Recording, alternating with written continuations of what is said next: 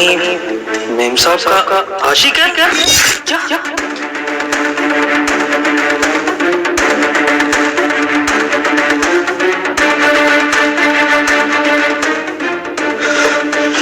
सना, अरे तुम आ गए? चलो अच्छा हुआ, मैं खाना भी जस्ट अभी बन के रेडी हुआ है तो मैं सर्व कर देती हूँ।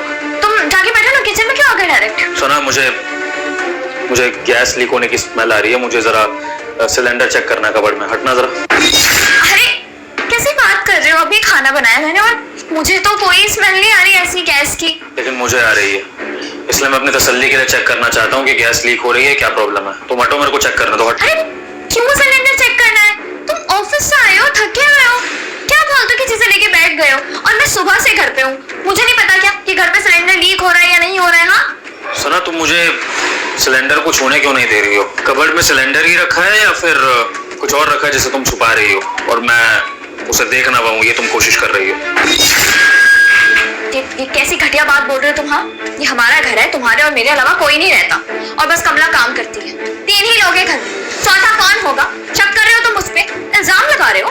हाँ, लगा रहा हूँ। इल्जाम लगाना पड़ेगा क्योंकि मुझे मेरी बीवी की हरकतें ठीक नहीं लग रही हैं। इस घर का मर्द हूं मैं और मर्द होने के नाते मेरा फर्ज बनता है कि घर की हर चीज को मैं इंश्योर करूं कि वो हमारे लिए सेफ है कि नहीं। तो मैं अपनी सेफ्टी पर्पज से चेक करना चाहता हूं कि वो सिलेंडर में गैस लीक कर रही है कि नहीं, और तुम मुझे चेक नहीं करने दे रही हो, तो जिससे मुझे शक पैदा हो रहा है कि कोई गड़बड़ है। ऐसी बात नहीं है, मैं बस ये चाहती हूँ कि तुम ऑफिस आए हो, पूरे दिन काम किया तुमने, तुम थक गए हो। I just want you to be at peace, you know। तुम जाओ, आराम से बैठो, मैं खाना ला दी हूँ गरम गरम, और तुम खाना खाओ फिर सो जाना, या फिर उसके बाद देख लेना, देखना है तो। अभी तुम जाओ ना। मुझे इससे कोई प्रॉब्लम नहीं है कि मैं थका आ रहा आया हूँ और मैं घर की सेफ्टी के लिए कुछ चेक करूँ, लेकिन तुम्हें इस चीज से बहुत ज्यादा प्रॉब्लम हो रही है सना। और अब मुझे गुस्सा मत दिलाओ, चुपचाप से मेरे रास्ते से हटो और मुझे सिलेंडर चेक करना दो। हटो। विभोर, समझ नहीं आता तुमको एक बार में? हाँ, डांटना पड़ेगा क्या हर चीज के लिए? बच्चे हो तुम, कह रही हो ना अभी ऑफिस से आए हो और वैसे भी जूते पहन के तुम किचन में आ गए हो, तुम्हें शर्म भी नहीं आ रही है? जाओ बाहर, जूते उतारो, फ्रेश हो जाओ और मैं खाने लेके आ रही हूँ। सना, कहीं तुमने सिलेंडर की जगह अपना कोई आशिक तो नहीं छुपा रखा? उसको छुपाने के लिए तुम ये सब ड्रामा कर रही हो? विभोर, कोई नहीं है वहाँ पे। पागलों वाली हरकतें मत करो, मुझे समझ नहीं आ रहा कि ऑफिस से आते ही तुम्हें क्या हो गया है, क्यों अजीब तरीके से बिहेव कर रहे हो? सुन मेरी बात, मुझे अच्छे से पता है कि तू अंदर छुपा हुआ है। जो कोई भी है चुपचाप बाहर निकला, क्योंकि अगर तू खुद से बाहर नहीं आया तो मैं तुझे बाहर निकालूंगा। तेरी बेहतरी इसी में है कि बाहर निकल जा, तेरी और तेरी आशिक दोनों के लिए अच्छा होगा। निकल बाहर। तुम पागल हो गए हो क्या? कुछ भी बोले जा रहे हो, ऐसा कुछ नहीं है विभोर। सुना, मैं तुझे आखिरी बार बोल रहा हूँ, बाहर आ रहा है या नहीं? विभोर, तुम पागल लग रहे हो इस वक्त इस तरह की बातें करते हुए। मुझे एक बात बताओ, तुम पीकर आए हो क्या? ऐसा लग रहा है कि तुम्हें चढ़ गई है, नशे में हो तुम, इसलिए ऐसी उल्टी सीधी बातें कर रहे हो। तुम ऐसे नहीं मानोगी। हटो यहाँ से, हटो यहाँ से, हटो।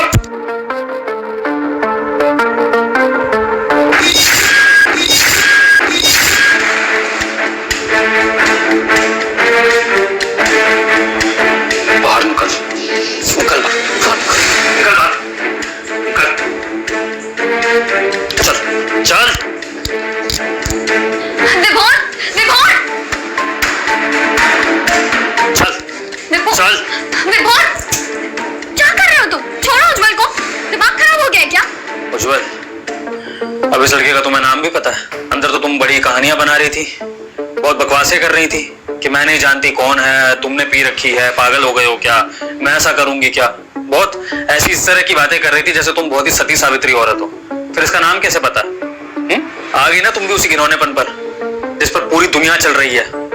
आज बाहर हर जगह यही हो रहा है, हर घर में कोई ना कोई अफेयर कर रहा है, अपने पार्टनर को धोखा दे रहा है। और सबसे ज्यादा तुम जैसी लड़कियां जो शरीफ बनने का ढोंग करती हैं, शादियां कर लेती हैं अपने माँ बाप के कहने पे और फिर पति की जिंदगी बर्बाद करती हैं। क्यों करती हो शादी तुम जैसी लड़कियां? मुझे ये समझ में नहीं आता जब तुम्हें यही सब करना होता है तो। और एक मिनट, जरा तुम्हारी शराफत की बात कर लेते हैं। तुम वही लड़की हो ना जिसने शादी करने से पहले 100 नखरे दिखाए थे कि मुझे तो ऐसा लड़का चाहिए जो मुझे चीट ना करे, किसी दूसरी लड़की की तरफ देखे बिना, मेरे साथ लॉयल रहे, मेरे लिए ये करे वो करे, फाइनेंशियली स्टेबल हो, ये सब हो। कितनी कंडीशंस रखी थी तुमने मेरे माँ बाप के आगे कि जैसे पता नहीं कहाँ की हूर परी हो।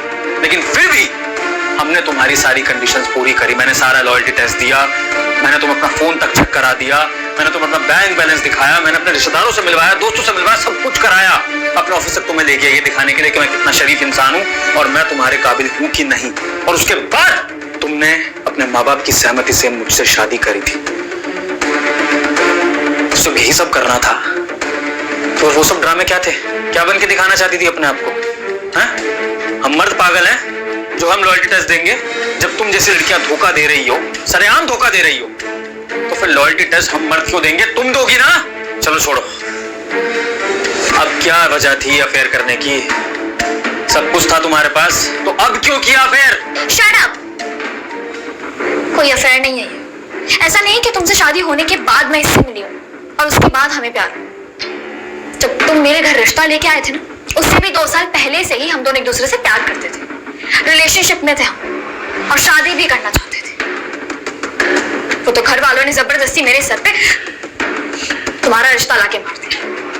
और वो जो तुम कह रहे हो ना कि मैंने लॉयल्टी टेस्ट लिया था, बहुत सारे ड्रामे किए थे, वो सब इसीलिए किया था ताकि तुम या तो लॉयल्टी टेस्ट में फेल हो जाओ या फिर तुम खुद ही थक हार के रिश्ते के लिए मना कर दो। लेकिन नहीं, तुम उन लड़कों में से निकले जिससे कभी अपनी लाइफ में कोई लड़की पटाई नहीं गई। किसी लड़की से तुम प्यार नहीं कर सके और ना ही किसी लड़की को खुद से प्यार करवा सके। तो लव मैरिज का तो चांस ही नहीं था। बचा ऑप्शन अरेंज मैरिज का। अरेंज मैरिज में तुमको एक लड़की मिल गई, अच्छी, सुंदर और सारी क्वालिटीज थी, तो तुमने भी लॉयल्टी टेस्ट में 100% दी और मेरे माँ बाप को ऐसा यकीन दिला दिया कि तुम ही मेरे लिए परफेक्ट पार्टनर हो। मुझे मौका ही नहीं मिला कि मैं उज्जवल को अपने पेरेंट्स से इंट्रोड्यूस करवा सकूं। इतना प्रेशर बनाया मेरे ऊपर घर वालों ने कि मुझे शादी करनी पड़ी तुमसे मजबूरी। क्या करती मैं? लड़की हूं ना, सोसाइटी प्रेशर बनाती है, सोसाइटी के नाम पे हमें बहलाया फुसलाया जाता है कि हमारे लिए, सोसाइटी के लिए कर लो। क्या करती? बस इसीलिए मैंने तुमसे शादी की और प्लान यही था मेरा कि मैं कुछ वक्त बाद तुम्हें सच बताऊं, उसके बाद डाइवोर्स ले। ठीक है, मान लिया शादी के पहले का अफेयर था, प्रेशर में शादी कर ली ये भी मान लिया था, लेकिन दिल नाम की चीज तो होगी ना तुमने, क्योंकि तुमने इससे दिल लगाया है। तुम्हें ये नहीं दिखा कि शादी के बाद एक आदमी तुम्हारे लिए दिन रात कितना कुछ कर रहा है, पागलों की तरह तुम्हारे आगे पीछे दौड़ता है, इस आस में कि तुम्हारा प्यार मिल जाए, तुमसे 2 घड़ी बैठ के बात कर लूं, हंसी खुशी अपनी जिंदगी बिता ले, अपनी फैमिली को आगे बढ़ाए। क्या मैं इतना कुछ करने के बाद भी तुम्हारा दिल नहीं जीत पाया कि तुम इसको भूल जाओ और शादी के बाद अपने पति के लिए लॉयल रह लो? शादी के बाद तो ये सब चीजें छोड़ी जा सकती थी ना। क्या इतनी मान मर्यादा भी तुम्हारे माँ बाप ने नहीं सिखाई, इतने संस्कार भी नहीं दिए कि शादी के बाद ये सब नहीं करना होता? बिल्कुल ही कंधपने पे होता रही, मैं जैसा भी हूं, लेकिन शायद इस काबिल तो हूंगा कि तुम्हारा दिल जीत लिया हो एक बार को। नहीं हो पाया तुमसे और ना ही कभी हो पाएगा। तुम उस लायक ही नहीं हो। देखो खुद को, माना कि तुम्हारे अंदर एक परफेक्ट हस्बैंड बनने वाली बाकी सारी क्वालिटीज होंगी, लेकिन हर इंसान का एक टाइप होता है, उनकी खुद की पसंद होती है और तुम उस टाइप के हो ही नहीं कि मैं तुम्हें पसंद कर सकूं। देखो अपने आप को, अपना पहनावा देखो, चश्मा देखो, ऐसे इतने सिंपल टाइप के बंदे से मैं कभी प्यार कर ही नहीं सकती। और वैसे भी ये कोई पुराना जमाना नहीं चल रहा, आज का जमाना है। शादी हो गई तो क्या हुआ? इसका मतलब ये थोड़ी है कि मैं कुछ नहीं कर सकती। किसी से प्यार करती हूँ तो उससे मिलूंगी, मैं करूंगी उसके साथ टाइम स्पेंड, जो मेरा दिल करेगा मैं वो करूंगी, तुम्हें जो करना है ना करो। और अब तो तुम्हें पता चल ही गया है ना, तो अब तुम्हारी नजरों के सामने मैं इसे घर पे बुलाऊंगी, तुम्हारे सामने बैठकर टाइम स्पेंड करूंगी, जो करना है सब करूंगी। तुम मुझे नहीं रोक सकते। तुम्हें तो पता ही होगा, अगर तुमने मेरे खिलाफ जाने की कोशिश की तो मैं अपने राइट्स का बहुत अच्छे से यूज कर सकती हूँ तुम्हारी। सुन लिया सासू माँ आपने? अपनी बेटी के अच्छे वचन, अपनी बेटी की अच्छी सोच, ये वही बेटी है ना आपकी जो शादी से पहले सती सावित्री बनने का नाटक कर रही थी, अपने आप को बहुत अच्छा दिखा रही थी, बहुत शरीफ दिखा रही थी। सुन लीजिए, आंखों पे पट्टी चढ़ा रखी थी आप लोगों ने इसके प्यार की, और ये आपको बचपन से ही धोखा देती आ रही होगी। जिस तरह की बातें कर रही है ना, मुझे लगता है कि बचपन से ही इसने ये सब हरकतें शुरू कर दी होंगी। स्कूल, कॉलेज, जॉब, हर जगह इसने यही सब किया होगा, तभी आज ये खुलेआम इस तरह की बातें कर रही है। पर कोई बात नहीं, आपकी बेटी है, आप जाने, मुझे फर्क नहीं पड़ता कि आपकी बेटी क्या बोलती है, क्या सोचती है, क्या करती है। वो आपकी बेटी की लाइफ है और वो आपकी टेंशन है। मेरा काम था आपको ये बताना कि ये सब कुछ जो आपकी बेटी ने बकवास करी है, ये सब कुछ मैंने रिकॉर्ड कर लिया है। अब ये जाएगा पुलिस स्टेशन और उसके बाद ये कोर्ट में जाएगा ताकि हमारा डिवोर्स हो बहुत अच्छे से और एलुमनी के नाम पर आपको और आपके खानदान को सिर्फ बदनामी नसीब हो। फोन रखता हूँ सासू माँ, मिलते हैं कोर्ट में। हैरान हो गई ना तुम्हारी माँ तक कैसे बातें पहुंचा दी मैंने। बड़ी शर्म भी महसूस हो रही होगी। वैसे तुम जैसी लड़की को शर्म महसूस होगी नहीं, क्योंकि जो अपने पति और अपनी नौकरानी के आगे इस तरह की घिनौनी बातें कर सकती है अपने आशिक के साथ खड़े होकर, तो अपनी माँ की भी क्या शर्म करेगी। लेकिन फिर भी मैंने ये दाव खेला अपनी सेफ्टी के लिए, क्योंकि शक तो मुझे कमला के बताने पर ही हो गया था। भगवान का लाख लाख शुक्र है कि मेरे पास एक लॉयल नौकरानी थी जिसने आज मुझे बचा लिया, वरना अगर इस घर में मैं अकेला रह रहा होता तुम्हारे भरोसे तो कोई बड़ी बात नहीं, तुम दोनों मिलके मुझे भी ड्रम में डाल देते या कुछ और कर देते मेरा। बहुत बहुत धन्यवाद आपका कमला जी, जो आपने मुझे बचा लिया। क्या है ना कि जब अपने ही भक्षक बन जाते हैं तो गैरों को आकर रक्षा करनी पड़ती है। क्या पता भगवान ने ही आपको मेरे लिए भेजा हो, मेरे को अच्छे कर्म हो जो काम आ गए।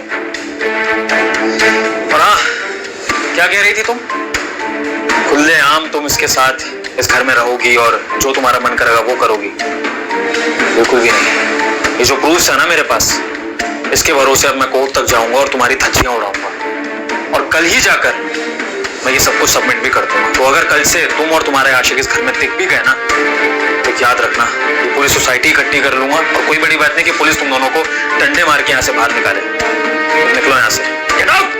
ओ, हम क्या इसको दे रहा है? सामने औरत खड़ी है तो चिल्लाएगा, क्या कर लेगा तू? अरे ये हेकड़ी है ना, 1 मिनट में निकलवा दूं। अभी फोन करूंगा ना, 10 बंदे नीचे खड़े मिलेंगे। जानता नहीं है मुझे। बहुत गर्मी है ना तेरे में, दिखाइयो जब पुलिस के डंडे पड़ेंगे।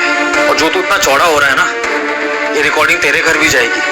तेरा भी तो कोई घर परिवार होगा ना, तेरी माँ बहन, तेरा बाप है, या फिर तेरी मेरी बीवी की तरह कोई और गर्लफ्रेंड्स। क्योंकि तेरे जैसे इंसान पर भरोसा करना आसान नहीं है। तू क्या जाने सच्चा प्यार क्या होता है?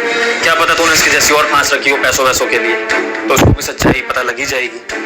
तो तू भी डर के रह, क्योंकि अगर ये रिकॉर्डिंग्स तेरे घर पहुंच गई ना, तो तेरे घर वाले ये नहीं सोचेंगे कि तू कहाँ का गुंडा है। उनके लिए तो उनका बेटा, उनका भाई, और जब उनको तेरी ये सच्चाई पता लगेगी तो वो भी तुझे छोड़ेंगे नहीं, तेरी भी जिंदगी बर्बाद होके रहेगी। और अभी भी अगर ज्यादा छपी है तो उठा मेरे पे हाथ।